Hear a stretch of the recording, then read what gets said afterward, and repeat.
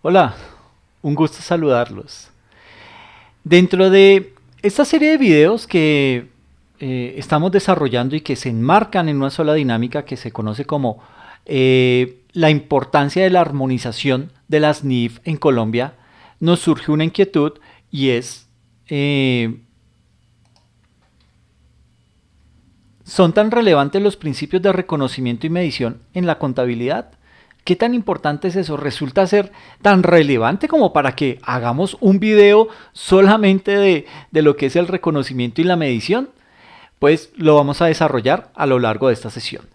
Eh, para, digamos que para poder dar respuesta a este interrogante de si son tan relevantes los principios de reconocimiento y medición de la contabilidad, vamos a desarrollar una serie de 3 videos en donde básicamente vamos a abordar la explicación de la importancia de reconocer un hecho económico, qué tan relevante termina siendo eso, qué tan principal o qué tan crítico resulta ese tema al interior de la contabilidad. Vamos a hacer otro video en donde vamos a hablar acerca de la medición, una medición que se desarrolla en 2 momentos, una medición inicial y una medición posterior, y abordaremos en un tercer video un desarrollo de un caso práctico que envuelve la temática tanto del reconocimiento como de la medición en un ejemplo en donde lo vamos a explicar con mucho nivel de detalle. En esa, digamos que en esta masterclass abordaremos un tema muy interesante que he denominado en este primer video, una temática que he denominado como parte uno, la importancia de reconocer un hecho económico. ¿Qué papel juega eso dentro de la contabilidad? ¿Qué papel juega eso dentro del estándar internacional?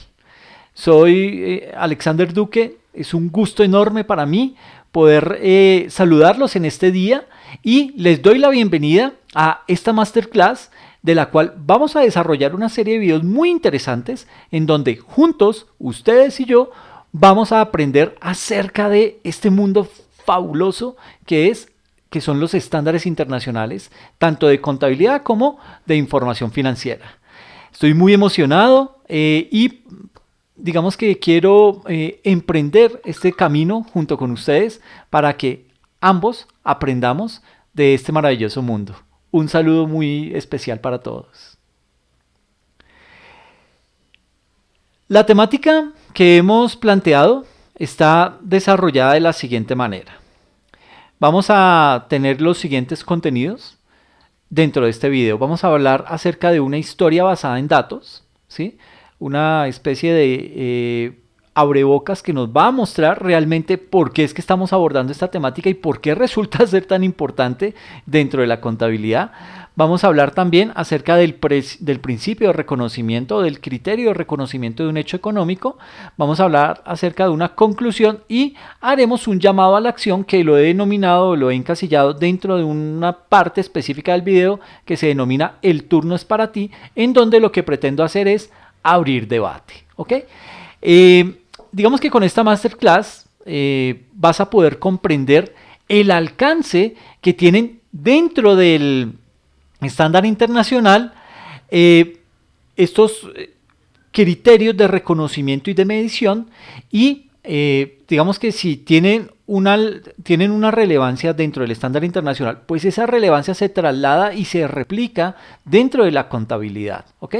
Entonces, digamos que lo que pasa dentro del estándar internacional repercute directamente en nuestra contabilidad.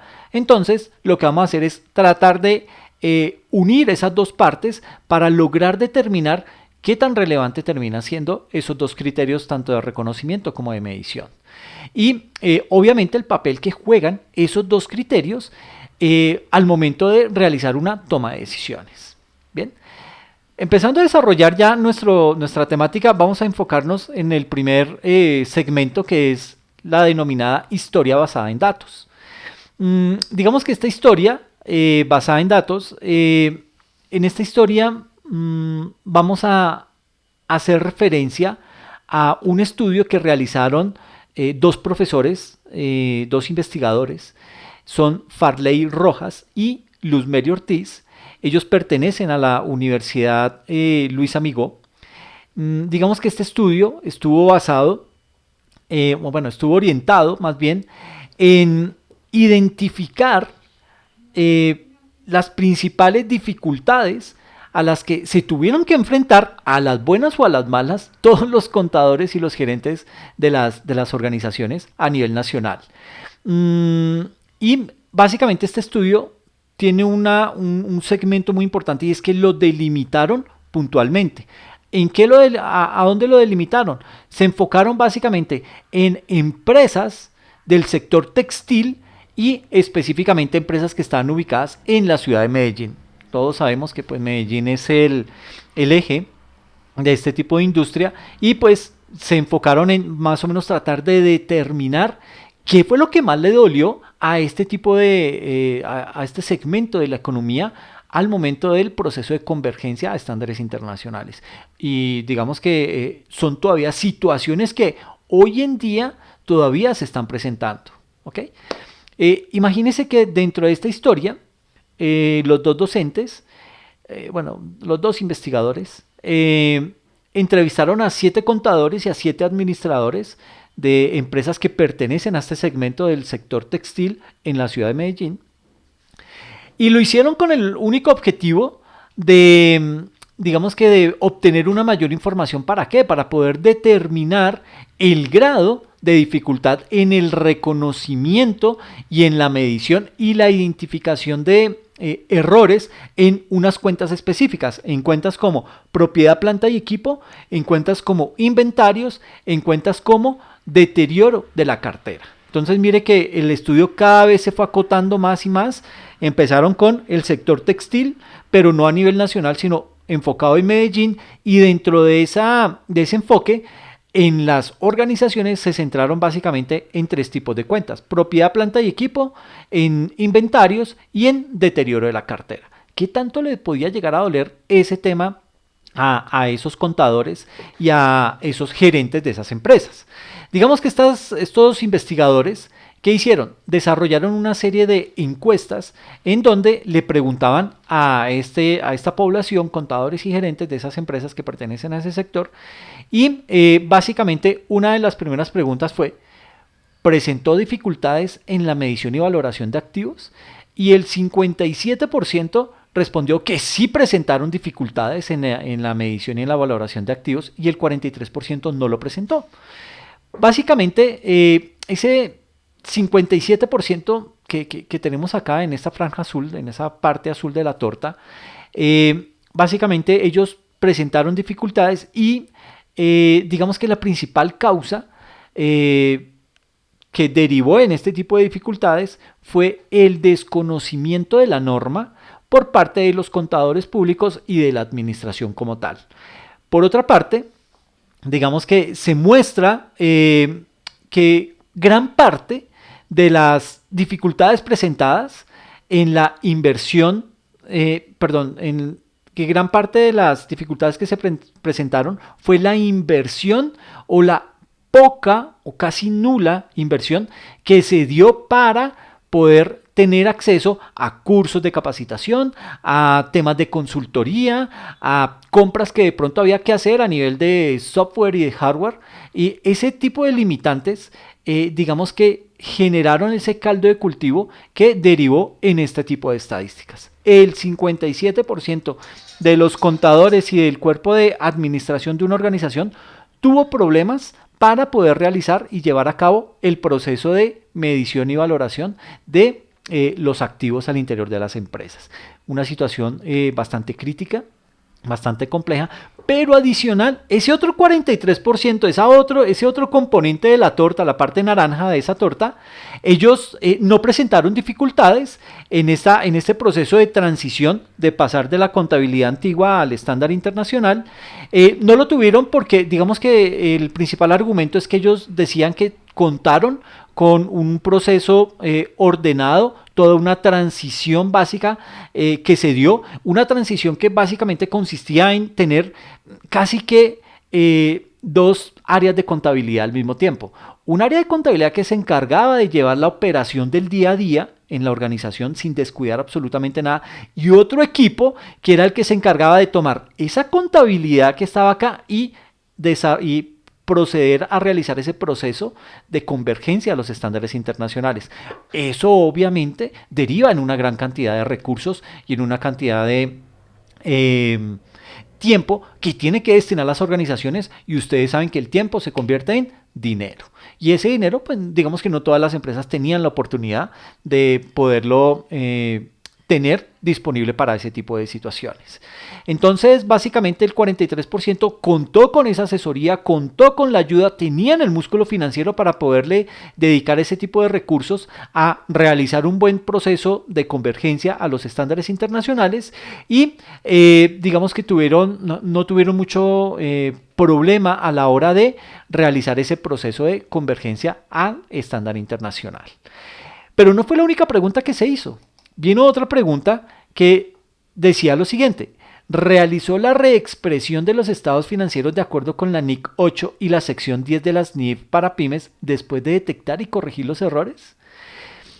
Vuelve y sale lo mismo.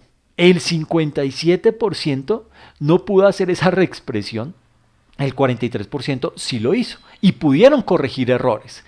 Básicamente, ¿por qué no lo hicieron? Pues si tenían problemas para hacer el reconocimiento y la medición inicial, pues imagínense, ese problema se sigue heredando y eso se va convirtiendo en una bola de nieve en donde, por haber fallado en ese comienzo del proceso de convergencia, ese tema lo voy heredando y lo voy llevando a otro tipo de escenarios y se me va creciendo esa bola de nieve. Y eso obviamente pues me va a traer más dificultades de aquí en adelante. Pues básicamente esa fue la pregunta que se realizó.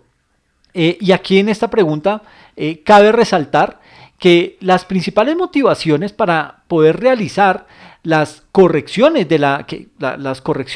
ese tipo de correcciones que se presentaron a nivel de la contabilidad y que fue fruto de no haber realizado un buen proceso de reconocimiento y de medición, básicamente esas correcciones fueron motivadas por la exigencia por parte de los interesados en la información financiera de las empresas.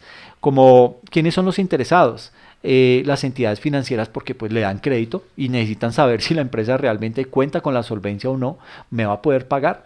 El Estado, porque es que con base en esos estados financieros es que se pagan los impuestos. Los proveedores, porque con base en mis estados financieros ellos van a tomar la decisión de cuánto crédito van a estar en capacidad de darme. Los empleados, sobre todo los sindicatos, para poder tomar postura frente a nuevos requerimientos o nuevas necesidades que se quieran dar de aquí a mañana en un proceso de convergencia. Y básicamente lo que se logró identificar fue este tipo de situaciones. Pero no fue la última pregunta. Hubo más, pero digamos que para este tipo de casos solamente traje 3. Y dice que posteriormente a la reexpresión, es decir, a la corrección de esos errores que se habían cometido al comienzo del proceso de convergencia, posteriormente a la reexpresión o corrección de los estados financieros, realiza las respectivas aclaraciones en las revelaciones. Digamos que frente a esto se presenta idénticamente la misma cantidad de resultados, es decir, el 57% no lo hizo y el 43% sí lo pudo desarrollar. Sucede que los contadores públicos y los empresarios de estas empresas que pertenecen a este sector, al sector textil en la ciudad de Medellín, han presentado dificultades al momento de la implementación del nuevo marco técnico normativo, cuando se realizó ese proceso, porque eso tuvo unos plazos. Cuando se realizó ese proceso de convergencia a los estándares internacionales, hubo problemas, ¿sí? Y básicamente, digamos que dentro de ese marco de problemas que salieron a relucir, estuvo enmarcado, o digamos que el que más relevancia tuvo dentro de esas dificultades fueron el no ser conscientes de la importancia y del impacto de la aplicación de esos estándares al interior de las organizaciones. Por lo que digamos que algunas oportunidades,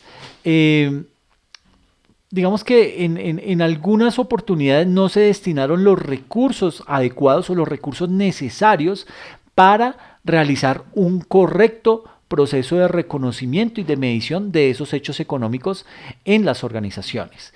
Específicamente, y como este estudio estaba centrado en 3 cuentas principales: la propiedad, planta y equipo, los inventarios y el deterioro de la cartera. Digamos que dentro de esto, este tipo de situaciones no se hicieron, no se desarrollaron adecuadamente. ¿Por qué? Porque había un desconocimiento generalizado. Y a eso súmele el simple hecho que el gobierno puso contra las cuerdas a todo ese sector empresarial. ¿Por qué? Porque había que cumplir unas fechas para poder dar ese salto al nuevo estándar internacional. Digamos que al no realizar la correcta medición de los activos que hemos mencionado: propiedad, planta y equipo, inventarios y deterioro de la cartera, al no realizar esa correcta medición y reconocimiento y medición de esas cuentas, anteriormente las empresas deben hacer una serie de correcciones posteriores a los estados financieros, y una de las principales causas es la falta de conocimiento de la norma por parte de los contadores públicos y de los administradores. Digamos que hay que resaltar que una vez se detectaron esas falencias, este cuerpo de administración, contadores y gerentes, ¿qué hacen? Proceden a realizar la inversión respectiva y de esta manera proceder a cumplir con toda la normatividad, y que la información financiera, pues digamos que sea lo más veraz, lo más coherente, lo más cercana a la realidad contable de la empresa, y que de esta manera, pues digamos que se convierta en una fuente de información confiable para los interesados en ella. ¿Interesados como quiénes? Entidades financieras, el Estado mismo, los proveedores, los empleados, etcétera, etcétera. Digamos que ellos resaltan, por ejemplo aquí, han presentado dificultades al momento de la implementación del nuevo marco técnico normativo, principalmente porque no son conscientes de la importancia y del impacto de la aplicación de esos estándares. Aquí se puede evidenciar en este otro punto. Dice que al no realizar la correcta medición de los activos mencionados anteriormente, la propiedad, planta y equipo, los inventarios y el deterioro de las cuentas por cobrar, al no realizar la correcta medición de esos activos mencionados, las empresas deben hacer unas correcciones posteriores a los estados financieros, y una de las principales causas es la falta de conocimiento de la norma por parte de los contadores públicos y de los administradores. Esto pues obviamente tiene una fuerte implicación, y digamos que todo esto se puede evidenciar que, aunque se habla de los estándares internacionales desde el año 2009, que fue la primera vez en que Colombia levantó la mano y dijo: oiga, yo quiero dar el salto a la implementación de los estándares internacionales acá en Colombia. Levantar la mano no fue tan cierto. Eso básicamente fue porque por detrás nos estaban poniendo un puñal. El Fondo Monetario Internacional nos decía: o usted se pasa a los estándares internacionales, o definitivamente no tiene cabida en los mercados de capitales a nivel mundial. Entonces básicamente al gobierno le tocó: ok, voy a hacer el proceso de convergencia, y desde ese año 2009 a la fecha todavía se siguen presentando este tipo de problemas. Vaya, imagínese usted lo crítico que resulta eso. Y esto es lo primero que hay que hacer: tener claros los conceptos y los criterios de reconocimiento de los hechos económicos y cómo los voy a medir. Si eso está mal, de ahí en adelante toda la contabilidad va a tener una serie de inconvenientes. Entonces hay que empezar a implementar ese tipo de situaciones. Hay que empezar a frenar esa bola de nieve y empezar a crear los correctivos que se necesiten de aquí en adelante. Debido a todo esto, a lo que nos muestra esta historia basada en datos, a la fecha aún se desconoce y hay vacíos, dificultades y problemas de interpretación al momento de identificar errores en la propiedad, planta y equipo, inventario y deterioro de cartera, de acuerdo con la NIC 8 y a la sección 10 de la NIF para pymes. ¿Por qué se enfatizan en eso? Porque así fue como ellos desarrollaron el estudio, que llevó a concluir que el 57% de los empresarios que pertenecen al sector textil en Medellín tienen problemas todavía para identificar, para hacer el proceso de reconocimiento de los hechos económicos y su respectiva medición. Imagínense, al sol de hoy todavía se tienen ese tipo de inconvenientes. Entonces, esto nos lleva a abordar de lleno lo que es el principio de reconocimiento. ¿Cómo debo yo, como empresario, como contador, como gerente, reconocer los hechos económicos al interior de mi organización? Digamos que frente a esto, hay que indicar varias cosas antes de abordar esta temática. Digamos que con la entrada en vigencia de la ley 1314 del año 2009, todas las organizaciones del país fueron obligadas, oígase bien, obligadas, esto no fue nada voluntario, fue obligadas, todas esas organizaciones a armonizar su sistema contable. Y este nuevo sistema, porque es un nuevo sistema contable, el estándar internacional, ese nuevo sistema tiene unas características fundamentales. ¿Cuáles características fundamentales tiene?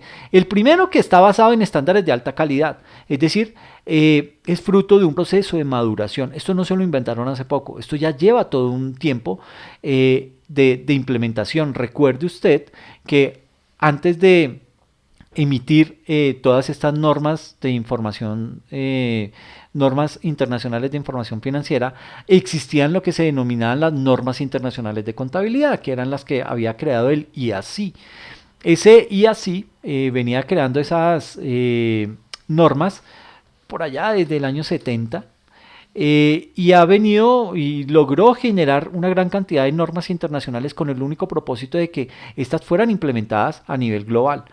El IASI se fue degradando con el paso del tiempo. Esto dio pie a que ese IASI se reemplazara o se creara una nueva institución, que es el IASB, y ese IASB es el que ha venido creando todas las normas internacionales de información financiera, y son las que hemos estado implementando aquí en Colombia y a nivel mundial. Entonces, digamos que esas normas están basadas en estándares de alta calidad. ¿Por qué? Porque han venido surtiendo todo un proceso de madurez. Ya llevan casi que alrededor de unos 40, casi 50 años, surtiendo ese proceso de madurez, en donde gracias a esas debilidades, a esos errores que se han cometido, han venido perfeccionando cada una de esas normas hasta convertirse en lo que hoy en día conocemos. ¿Okay? Entonces, la primera es que hay que tener en cuenta que estas características fundamentales de las NIF están basadas en estándares de alta calidad que se aplican teniendo en cuenta las mejores prácticas internacionales, y en tercer lugar, que los criterios de reconocimiento, medición, presentación y revelación de la información son pilares fundamentales dentro de las normas internacionales de información financiera. Entonces, partiendo de todo esto, hay que decir que básicamente este principio de reconocimiento, digamos que estos aspectos modifican en Colombia los métodos de medición y de valoración de los activos, los cuales digamos que anteriormente en la contabilidad antigua que manejábamos acá en el país, se basaban en unos métodos de valor histórico y se incorporan otros métodos como cuáles.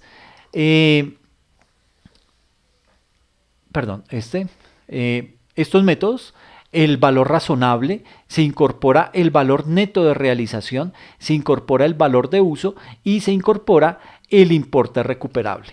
Son 4 tipos de mediciones más que entran a engrosar ese otro mecanismo que teníamos implementado en Colombia, que era el costo histórico.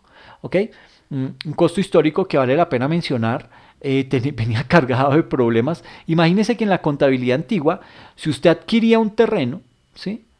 Hablemos de terreno por no ir tan lejos. Un terreno, usted había adquirido un terreno, qué sé yo, en la sabana de Bogotá, y lo compró 10 fanegadas a 600.000 pesos. Esa compra la hizo usted por allá en 1975, ¿sí? Y esos 600.000 pesos de ese terreno, como estaban valorizados al costo histórico, usted veía esos mismos 600.000 pesos de ese valor de terreno, cada cierre contable lo veía valorado en 600.000 pesos. ¿Ok? Eso obviamente era una debilidad bien grande, porque digamos que a nivel de la contabilidad, pues eso debe tener un proceso, debe surtir un proceso de medición posterior en donde ese valor se vaya actualizando año a año, se vaya actualizando con base en las dinámicas del mercado y vaya madurando eso. Pero evidentemente en la contabilidad anterior eso no pasaba, eso no ocurría. Por eso entran a colación ahora en el estándar internacional nuevas medidas, nuevos criterios de medición como el valor razonable, el valor neto de realización. Este valor neto de realización es muy propio de los inventarios, el valor de uso y el importe recuperable. ¿Ok? Entonces, pues no son los únicos, pero digamos que son como los más representativos. Y estos, digamos que están fundamentados, estos criterios de medición están fundamentados básicamente en principios utilizados en mercados suficientemente desarrollados y de poca aplicación en Colombia. ¿Okay? Entonces digamos que esto también entró a generar como mella porque uno decía, ¿valor razonable? ¿Qué es valor razonable? ¿De qué me están hablando? Entonces los contadores no sabíamos, estábamos presionados por el tema tiempo y multas y teníamos que aprender todo este tipo de nueva terminología, entenderla, asimilarla y llevarla a la acción al momento de proceder a realizar ese proceso de convergencia. ¿Okay? Desde 1990 Colombia comienza a sumergirse en una era de apertura y crecimiento. ¿Por qué digo de apertura? Desde esa década de los 90, con el gobierno de Gaviria, se comienzan a firmar los primeros tratados de libre comercio. Bien o mal se empiezan a firmar, no vamos a entrar en ese detalle, pero empieza Colombia a abrirse a esos mercados internacionales, comienza Colombia a tener un trasegar en ese nuevo, en algo nuevo para la economía, como lo eran los mercados internacionales. Entonces se lleva a cabo toda esa apertura y crecimiento económico, y esto pues obviamente llevó al Estado a tomar una serie de decisiones en materia de fiscalización y en la forma de revelación de los estados financieros. Y es por este motivo que en Colombia se adoptan las normas internacionales de información financieras conocidas como las NIF, y se hace con el único propósito de que las empresas sean competitivas y puedan acceder fácilmente a otros mercados internacionales. Y usted me estará diciendo, ¿competitivas en qué sentido? Pues desde la parte contable. ¿Sí? ¿Por qué digo que desde la parte contable? Usted me dirá, pero es más importante los productos, los precios, totalmente de acuerdo, ¿sí? Pero no le sirve de nada a usted tener un cliente si usted está llevando una contabilidad de una manera y el resto de países la están llevando de otra. Entonces usted no, digamos que ellos van a decir, bueno, déjeme ver sus estados financieros para ver si le doy crédito, para ver cuál es el nivel de confianza que puedo tener en usted, y van y miran unos estados financieros que no coinciden en nada con lo que ellos están trabajando, y digamos que eso empieza a generar desconfianza. Ya cuando Colombia opta por dar el salto, este tipo de miedos y de temores se acaban. ¿Por qué? Porque ya pasamos a implementar ese estándar internacional en nuestro país, ya damos confianza, por lo menos en la lectura de los estados financieros. Posteriormente, y encaminados a adentrarse en la estandarización de la información contable en Colombia, se realizan una serie de estudios, una gran cantidad de investigaciones y unos debates para poder determinar la forma para poder realizar la adopción, o también llamada como ese proceso de convergencia a esos estándares internacionales. Por consiguiente, en nuestro país comienzan a desarrollarse una serie de decretos, ¿sí? Se crea primero el decreto 2784 del año 2012. Básicamente este decreto, ¿qué hacía? ¿O hacia qué estaba, qué cubría ese decreto? Todo lo que eran las normas de información financiera para el grupo 1. Recuerde que dentro de ese proceso de convergencia Colombia, ¿qué dijo? Dijo que dentro de la ley 1314 se crearon esos 3 grupos con el ánimo de segmentar el sector empresarial y ponerle unas fechas de cumplimiento a ese proceso de convergencia. Perdón, a ese proceso de convergencia, de las empresas. Entonces, en ese orden de ideas, surge este decreto 2784 del año 2012, específicamente da los parámetros para que las empresas del grupo 1 puedan dar ese proceso de convergencia. ¿Quiénes son las empresas de grupo 1? Pues son todas aquellas empresas que cotizan en bolsa y que, o empresas que recaudan recursos del público. Entonces ahí dentro de eso teníamos las grandes empresas del país que cotizan en bolsa, ¿sí? Son sociedades anónimas, cotizan en bolsa y muchas personas y empresas compran acciones de esas empresas, y las que recaudan dinero del público, que son captadoras de recursos, como el sector financiero. Entonces ese decreto entra a regular ese tipo de empresas. Luego, un año después, el gobierno crea el decreto 3022 del año 2013, que es por medio del cual se reglamenta la ley 1314 del año 2009 sobre el marco técnico normativo para los preparadores de información financiera que conforman el grupo 2. ¿Quiénes son el grupo 2?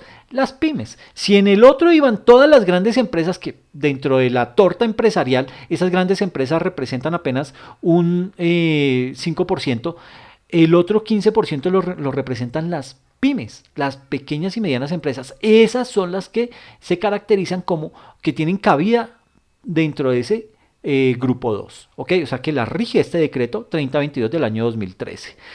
Y luego viene lo que se conoce como el decreto 2129 del año 2014, un año después.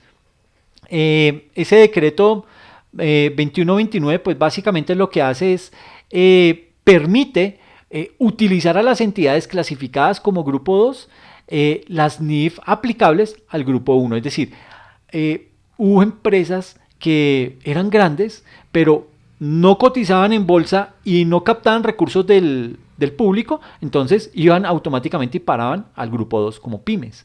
Entonces, empresas que un poquito más susceptibles dijeron, no, pero yo no soy una pyme, yo necesito estar dentro del grupo 1. Entonces, ¿qué le tocó al gobierno? Crear este decreto 2129 del 2014, única y exclusivamente para eso, para suplir esa necesidad. Que usted está ofendido porque cayó en el grupo 2, ok, pásese al grupo 1 y le coloca un marco de referencia y le coloca unas condiciones, ok.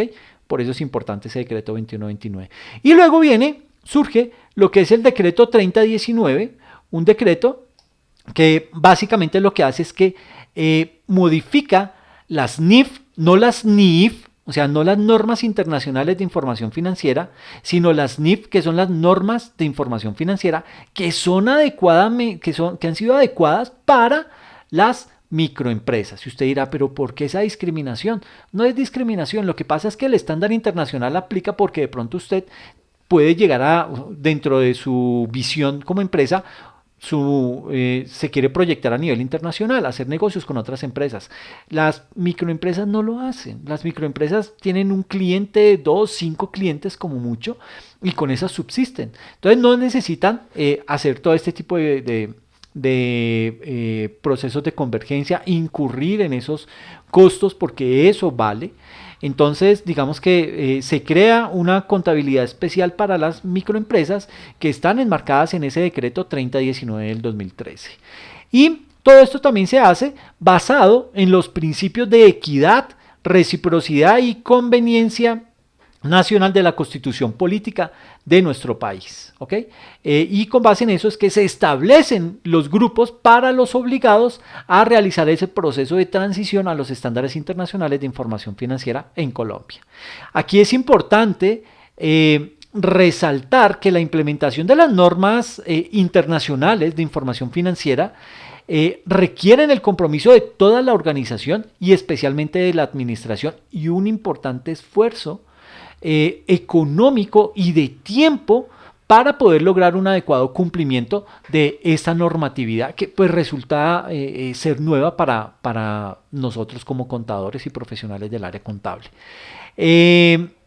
Digamos que aquí estos autores, Ruiz, González y Alba, en el año 2018 indicaban que ese proceso, el proceso de convergencia o de adopción de esos estándares internacionales en Colombia, este proceso obligatorio constituye una experiencia de cambio que involucra a toda la organización por lo que la manera de asumirlo constituye un gran reto y por lo tanto la forma de administrar y capacitar el personal, la identificación y control de impactos en cada área de la organización son aspectos que juegan un papel importante en el éxito de su implementación. ¿Okay? Digamos que es básicamente en ese párrafo se enmarca todo lo que se debería realizar en un proceso de convergencia y de adopción de esos estándares internacionales. Ahora bien, digamos que aquí tenemos ya que empezar a definir, porque no hemos hablado realmente de en qué consiste ese criterio de reconocimiento de los hechos económicos. Pues básicamente, digamos que el reconocimiento en los estados financieros primarios. ¿Cuáles son los estados financieros primarios? El estado de situación financiera, el estado de resultados, el estado de cambios en el patrimonio y el estado de flujos de efectivo. Digamos que el reconocimiento de un hecho económico lo que hace es que me da las herramientas para decir yo cómo voy a catalogar esa transacción. ¿Me la llevo a un activo? ¿Me la llevo a un pasivo? ¿Me la llevo al patrimonio? Si está enmarcado en alguno de esos tres grupos de cuentas, pues quiere decir que esa transacción pertenece al estado de situación financiera. Si no, ¿será que la debo catalogar como un ingreso, como un gasto? En cuyo caso pues la tendré que llevar al estado de resultados y así sucesivamente. Voy a tener que estar determinando a dónde es que voy a reflejar esas transacciones en el día a día de mi contabilidad. Y aquí básicamente lo que nos dice es que ese reconocimiento de esos hechos económicos en esos estados financieros no puede ser reemplazado con la revelación en las notas a los estados financieros. Eso no se puede llegar a hacer. El reconocimiento de los elementos o el reconocimiento de esos hechos económicos en una empresa exige el cumplimiento de una serie de características cualitativas fundamentales que digamos que una vez han sido superados esas cualidades garantizan la relevancia y la fidelidad de la información que se está presentando en los estados financieros. La recomendación y la buena práctica que se debe interiorizar, que se debe arraigar entre todos los implicados en la contabilidad es tener bien claros los conceptos y los requerimientos que dan las normas internacionales de información financiera para cada una de esas partidas y digamos, esas partidas que se representan o que se quieren ver reflejadas dentro de los estados financieros. Así las cosas, digamos que aquí es importante poder determinar algunas definiciones que nos da el marco conceptual. El marco conceptual, digamos que se crean las normas internacionales de información financiera, me dicen cómo, digamos que hay una norma para un grupo específico de cuentas, por ejemplo, la norma internacional de información financiera para instrumentos financieros, la de propiedad, planta y equipo, la de inventarios, etcétera, etcétera. Entonces, cada norma va a lo puntual y específico. Pero antes de llegar yo a la norma, yo debo llegar primero y abordar el marco conceptual.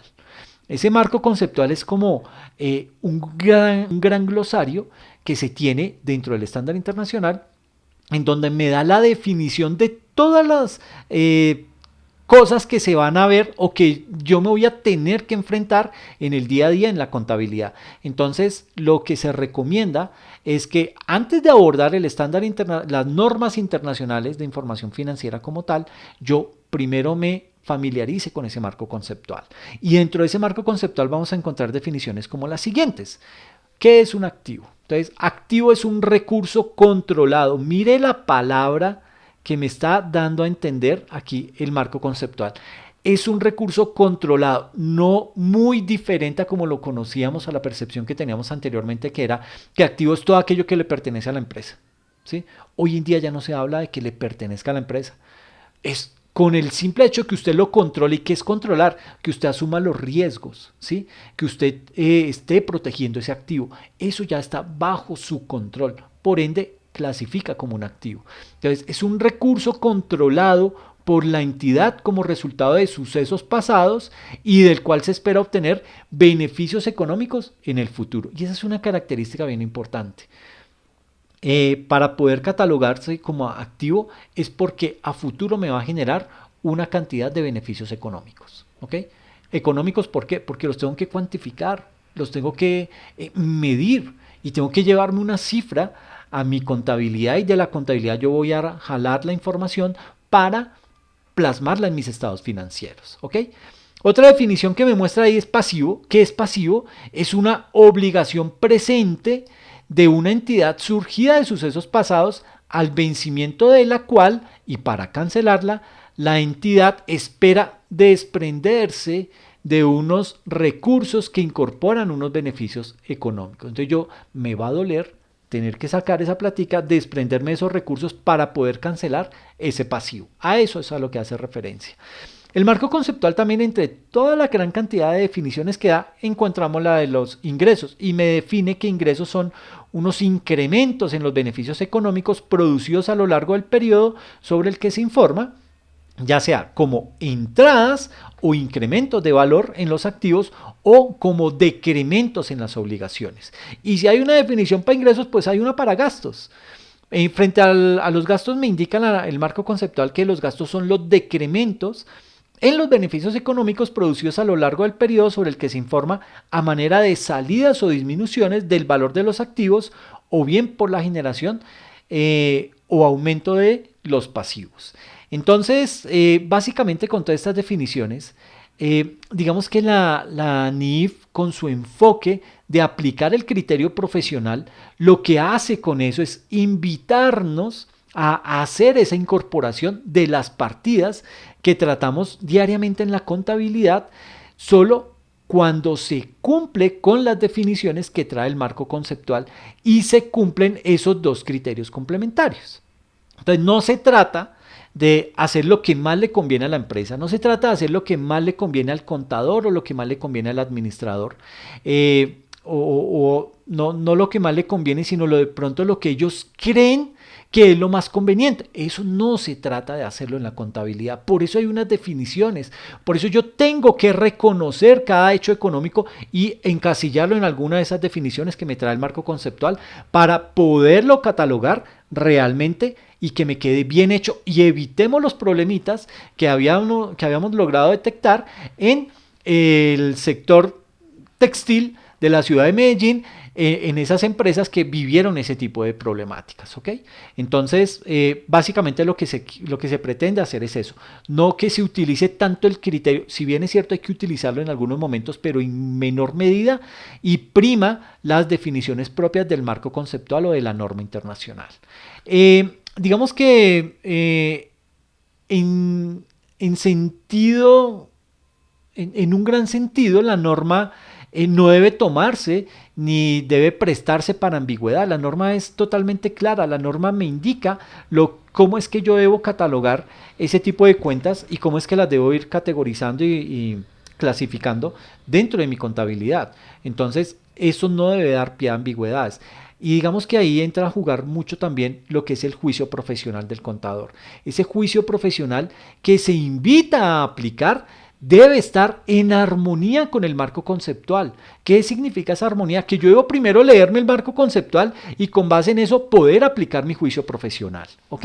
A eso hace referencia, que yo como profesional primero acuda a la fuente de información y con base en eso trate de acoplar ese reconocimiento de esas transacciones con base en lo que me está mostrando ese marco conceptual.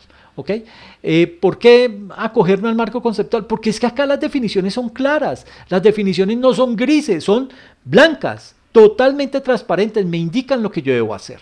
Por eso me debo remitir específicamente a ese marco conceptual, en donde pues voy a encontrar que las definiciones por una parte son claras, y por otra parte voy a encontrar que las partidas que no cumplan con esas definiciones dadas, pues definitivamente no pueden reconocerse en los estados financieros. Es decir, yo no las puedo llevar a mi contabilidad. ¿Por qué? Porque es que esa contabilidad, ahí eso me va a extraer la información y me la va a plasmar en un estado financiero. Y con base en ese estado financiero es que las personas toman decisiones. ¿Ok? Entonces, desafortunadamente, si no cumple con alguna de estas definiciones, yo no lo voy a poder reconocer como una transacción al interior de mi contabilidad, de mi proceso contable. Si se permitiera eso, si se permitiera catalogar o reconocer ese tipo de transacciones que están impregnadas de gran cantidad de ambigüedad, de cosas que no son totalmente claras, digamos que eso va a tener una serie de interpretaciones amañadas que algunos quieren darle a los elementos de los estados financieros. Y es ahí, cuando eso se da, es ahí en donde se presentan los grandes descalabros económicos que hemos visto a lo largo de la historia. ¿Ok? ¿Por qué? Porque se habla ya de una contabilidad creativa, que de eso hablaremos más tarde. Y aparte de todo esto, para que se reconozca y represente como cada uno de esos elementos en los estados financieros, las partidas deben tener la posibilidad de generar la entrada o la salida de beneficios económicos a la entidad, además de un valor que sea medido con fiabilidad. Y cuando lleguemos al tema de medición en el video número 2, vamos a enfatizar mucho más claro acerca de ese criterio. Entonces, a manera de ejemplo, veamos la visión general del modelo de reconocimiento de ingresos en términos de reconocimiento y de medición. Tenemos 5 pasos.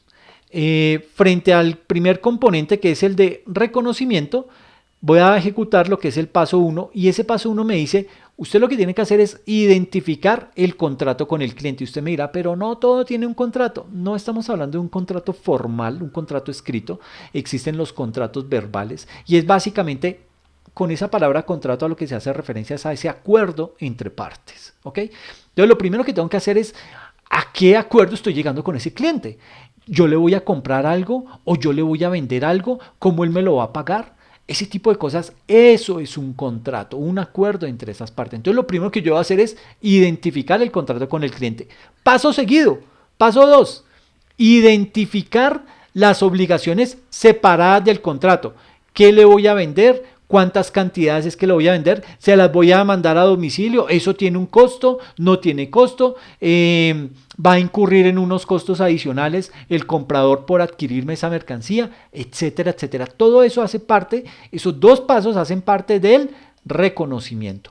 Lo otro, de ahí en adelante, ya me compone lo que es el criterio de medición. Y es básicamente el paso 3 que me dice, ok, ya identificó el contrato con el cliente, ya identificó las obligaciones, tanto suyas como de su cliente. Ahora determine el precio de la transacción. ¿Cómo lo va a determinar? Ese es el valor del mercado. A ese precio le debo sumar otros costos en los que voy a incurrir. De pronto costos de nacionalización, costos de transporte, costos de importación. Todo eso lo debo contemplar y para poder tener ese precio completo de la transacción. En el paso 4 me dice, ok, ahora distribuya el precio de la transacción entre las obligaciones del contrato, y en el paso 5 contabilice los ingresos a medida que su entidad satisface sus obligaciones. Estos 3 pasos me componen mi proceso, mi criterio de medición. ¿Ok? Esto también tiene unos requisitos para poder llevar a cabo el reconocimiento de un hecho económico al interior de la organización. Tiene 3 requerimientos. Esos requisitos para el reconocimiento son los siguientes. Digamos que el primero se denomina el cumplimiento de la definición. ¿A qué hace referencia ese cumplimiento de la definición? Pues básicamente, digamos que ese primer requisito para el reconocimiento de un hecho contable, de un hecho financiero, es que los elementos cumplan con la definición para poder ser reconocidos dentro de la contabilidad y posteriormente dentro de los estados financieros. Sucede que el cumplimiento de la definición, digamos que confiere una relevancia a la información, ¿sí? ¿Por qué confiere esa relevancia a la información? Porque los elementos tienen capacidad ¿para qué? Para influir en la estimación de los flujos de efectivo futuros. ¿Ok? Sin embargo, esta condición no es suficiente. Es necesario que la información supere un doble análisis que está relacionado con la relevancia y con la fiabilidad de la información. ¿Ok? Y ahí viene el segundo requisito, y es que sean probables los flujos de efectivo asociados a ese elemento que está siendo sujeto de reconocimiento. Entonces, frente a esto, los elementos se deben reconocer cuando la incertidumbre que rodea los flujos de efectivo que se van a derivar está controlada en unos niveles aceptables por parte del usuario. De manera que la consideración de esos flujos de efectivo pueda llegar a ser relevante. Y el tercer requisito hace referencia a que el elemento se pueda medir con fiabilidad. Entonces, debe ser posible obtener una medida del elemento. Eso es importante. Si usted no lo puede medir, usted no va a poder reconocer ese tipo de transacción dentro de su contabilidad. ¿Ok? Digamos que la medición no tiene por qué ser exacta, ¿sí? Digamos que la incertidumbre forma parte del proceso de formulación de los estados financieros, pero no es que la incertidumbre es un 90% y la definición es un 10%, no, la incertidumbre tiene que ser un 10 o menos por ciento de ese reconocimiento de esa transacción para poder aplicar el criterio profesional, pero un criterio profesional que se base específicamente en la norma. Entonces, siempre vamos a tener un grado de incertidumbre cuando vamos a realizar algo dentro de la contabilidad. Eso forma parte inherente de nuestro proceso contable. Y digamos que la información, a esa información que se está generando, se le exige que esté libre de error. Y para evitar esos errores, ¿qué se hace? Pues se recurre en ocasiones a revelar información en las notas a los estados financieros sobre los procesos para medir y en los casos más extremos, más traídos de los cabellos, con un rango muy amplio de mediciones probables, es mucho más fidedigno poder revelar esas circunstancias en las notas a los estados financieros que reconocer un valor singular altamente incierto. ¿Okay? Entonces hay que tener esa precaución. Y la incertidumbre, porque hemos hablado bastante de ella, la incertidumbre puede estar referida a tres escenarios específicos. A la existencia de los elementos, la incertidumbre puede estar referida a los flujos de efectivo que se derivan en forma de cobros o de pagos, y la incertidumbre está referida a la medición de los elementos. ¿Ok? Entonces, veamos un ejemplo como para ir cerrando. Digamos que en el sector público son muy similares, ¿sí? Tienen cambios a nivel de el nombre de las cuentas, pero digamos que aquí lo enfoqué mucho en una cuenta específica del sector público, porque es que siempre hablamos del sector privado, pero no significa que esto no se dé en el sector privado. Entonces, digamos que en el sector público es muy dado el manejo de una cuenta denominada inversiones de administración de liquidez, así se llama la cuenta. Es como si fuera en el sector privado la cuenta de inversiones. ¿Okay? Entonces, ese es el paralelo. En el sector público se llama inversiones de administración de liquidez y en el sector privado se llama inversiones. Que básicamente, ¿qué es esa cuenta? Son o recopila dentro de esa cuenta digamos que recursos financieros colocados con el propósito de obtener unos rendimientos provenientes de, unos recursos provenientes, la cuenta se llama inversiones de administración de liquidez y básicamente busca obtener unos rendimientos que provienen de las fluctuaciones del precio fruto de esa inversión y de los flujos contractuales del título durante su vigencia. Entonces, ¿esto qué significa? Esto básicamente significa que una entidad del Estado no debe, y tampoco una entidad del sector privado, ninguna entidad debe tener recursos quietos en una cuenta corriente. ¿Por qué no lo deben de tener quieto en una cuenta corriente? Porque esos recursos no van a devengar ningún rendimiento. Una cuenta corriente no paga ningún tipo de interés. Esa plata usted está perdiendo, por lo menos ya por efectos de inflación, está perdiendo capacidad. Entonces, digamos que ahí lo más recomendable es que esos recursos que están inquietos en una cuenta corriente, el contador, el administrador, el tesorero, busquen cuál es el mejor mecanismo para invertir ese tipo de recursos. ¿Ok? Eso es bien importante y se busca que esos recursos siempre generen algún tipo de rendimiento. Entonces, no debo tener esos recursos quietos en una cuenta corriente. Yo debo mirar cómo los puedo sacar y ponerlos a producir. ¿Ok? Así las cosas, ese administrador público o ese jefe de tesorería en las empresas privadas deben buscar opciones de inversión que permitan generar los rendimientos que la organización espera, y estas inversiones se pueden realizar en los siguientes, de la siguiente manera. Entonces, podemos tener unas inversiones en instrumentos de patrimonio o podemos tener unas inversiones en instrumentos de deuda. ¿Qué son los instrumentos de patrimonio?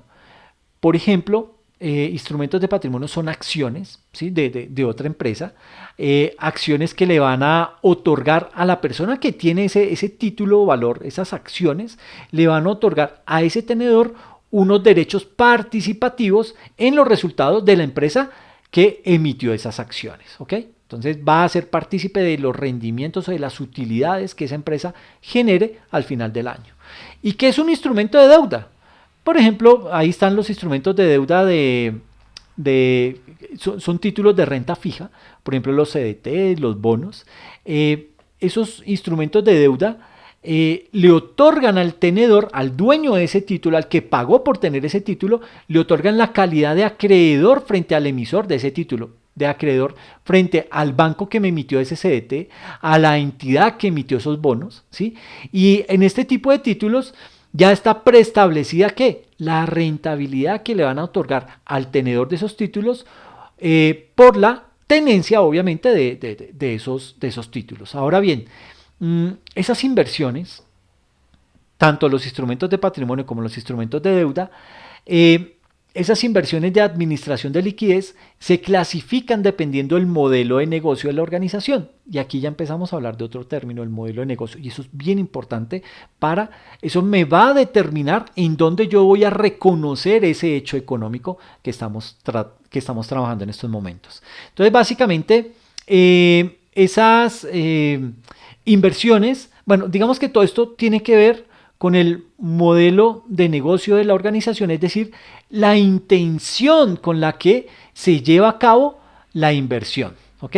Yo puedo tener la intención de, si es un instrumento de patrimonio, de controlar esa empresa porque estoy adquiriendo acciones, entonces yo puedo tener la intención de controlar esa empresa en un futuro, o si es un instrumento de deuda, yo tengo la intención de obtener el máximo de liquidez a través de ese tipo de instrumento.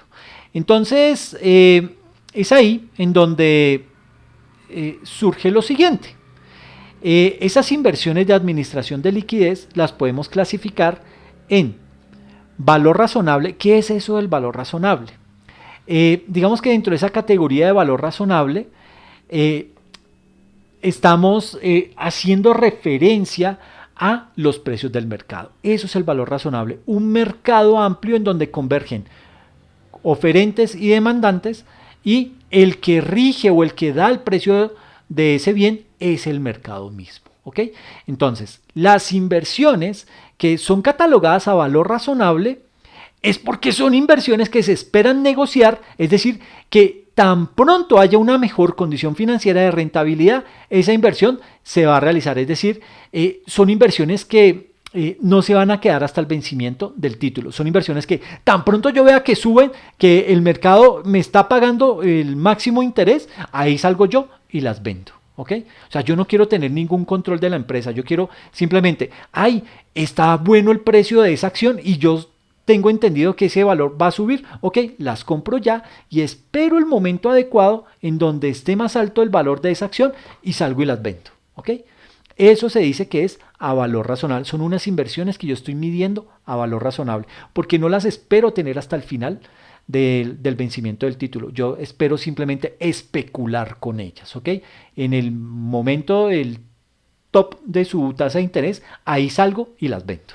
Existe otro criterio que es el costo amortizado. Ese costo amortizado, digamos que son inversiones que se esperan, es así, yo espero mantenerlas hasta el vencimiento del título. Por ejemplo, los bonos y los CDTs. Y aquí digamos que los rendimientos de esos títulos provienen básicamente de los flujos contractuales del instrumento, es decir, los intereses o los rendimientos los vamos a calcular teniendo en cuenta la tasa de interés, que es una tasa de interés que ya está inmersa, que está incorporada en ese título valor, en ese CDT, que está incorporada en esos bonos, ¿ok? Y los días que me haga falta para su vencimiento también los voy a poder calcular y con base en eso voy a tener perfectamente claro lo que voy a obtener como rendimientos. Entonces, a valor razonable cuando quiero especular con una inversión, a costo amortizado cuando yo ya sé como empresa que esa inversión, que ese título, ese CDT, lo voy a tener hasta que se venza, ¿ok? Para obtener todos los rendimientos. Y existe un tercer concepto que es el costo, y digamos que al costo yo voy a llevar esas inversiones que sí tienen con la intención de negociar y que no tienen valor razonable. También ahí dentro del costo se clasifican dentro de este grupo los instrumentos de patrimonio que no se esperan negociar y que no tienen un valor razonable. Por ejemplo, las inversiones, unas inversiones que no se negocian en bolsa de valores. Esas son unas inversiones que yo voy a llevar al costo. Este tipo de inversiones no otorgan control en la otra empresa, ni influencia significativa, ni control conjunto. Pero yo simplemente tengo esas acciones en esa empresa. Entonces, como yo sé que no las voy a vender en el momento en que suba su valor de acción, ni que tampoco tienen una tasa de interés inmersa, es decir, que no las puedo llevar a como costo amortizado, pues simplemente las llevo bajo esa categoría del costo. Así las cosas. Mire lo importante, por eso es vital el criterio de reconocimiento de un hecho económico. Yo tengo que saber en dónde voy a categorizar o cómo voy a clasificar esa transacción al interior de mi contabilidad. Y obviamente todo esto depende del modelo de negocio. ¿A qué me dedico yo? ¿Será que mi modelo de negocio es comprar acciones de diferentes empresas para tener control sobre ellas? Puede que sea, ¿sí? En cuyo caso pues yo las voy a llevar al costo. ¿Sí? Pero si mi intención es comprar acciones para venderlas en un mercado volátil, pues yo las voy a catalogar como a valor razonable. ¿Ok? Y puedo tener otro tipo de inversiones en títulos de renta fija, en donde los voy a llevar como costo amortizado. Renta fija, ¿por qué? Porque su tasa de interés está implícita dentro del título valor. ¿Ok? Eso es, digamos que, la relevancia que tiene ese principio de reconocimiento. Así las cosas, las inversiones de administración de liquidez se reconocerán de la siguiente manera. Entonces, se van a reconocer como inversiones de administración de liquidez los recursos financieros colocados en instrumentos de deuda o de patrimonio con el propósito de ¿qué? De obtener unos rendimientos, unos flujos de efectivo futuros, unos rendimientos provenientes de las fluctuaciones del precio o de los flujos contractuales del título durante su vigencia. Los instrumentos de deuda son títulos de renta fija que le otorgan a su tenedor la calidad de acreedor frente al emisor de ese título. Por su parte, los instrumentos de patrimonio le otorgan al tenedor derechos participativos en los resultados de la entidad emisora, es decir, las utilidades. Como usted tiene injerencia en esa compañía, usted es partícipe de esas utilidades. A usted le corresponde parte de esas utilidades, ¿ok? Entonces, mire lo importante y lo relevante que termina siendo el tema del reconocimiento de un hecho económico al interior de la contabilidad. Ya para ir terminando a nivel de conclusión, podemos decir que permítame que no me anda la diapositiva. Digamos que aquí en este tipo de situaciones podemos indicar que el reconocimiento es básicamente, digamos que el reconocimiento es el proceso de incorporación en los estados financieros de una partida que cumple con la definición bien sea del activo, del pasivo o del patrimonio neto y que satisface los siguientes criterios. Que es probable que cualquier beneficio económico futuro asociado con la partida llegue o salga de la entidad, porque puede cumplir cualquiera de esas dos funciones. Entra recursos o salen recursos de la entidad. Y en segunda medida, que la partida tiene un costo o un valor que puede ser medido con fiabilidad. Todo esto lo dice el Consejo de Normas Internacionales de Contabilidad, es decir, el IASB, desde el año 2015. Hace 7 años viene recalcando este tipo de situaciones. ¿Ok? Lo importante que resulta ser el reconocimiento de los hechos económicos al interior de las organizaciones. Y ahora, el turno es para ti. Y lo que pretendo hacer es abrir debate y hacer un llamado a la acción a todos ustedes. Lo primero es, cuéntanos tu opinión frente al criterio de reconocimiento. ¿Consideras que es relevante ese criterio de reconocimiento para la calidad de la información financiera o por el contrario, crees que la contabilidad puede sobrevivir sin ese criterio? En segunda instancia, compártenos si has tenido dificultad con el reconocimiento de alguna transacción al interior de la organización para la cual trabajas o con la cual estás vinculado. Y tercero, ¿consideras que estás en capacidad de indicarnos cómo sería el criterio de reconocimiento para la cuenta de propiedad, planta y equipo de la empresa en la cual estás laborando? Ha sido un verdadero gusto y placer para mí haber podido impartir este tema tan importante y tan coyuntural en el estándar financiero como lo es el criterio de reconocimiento de los hechos económicos. Muchas gracias.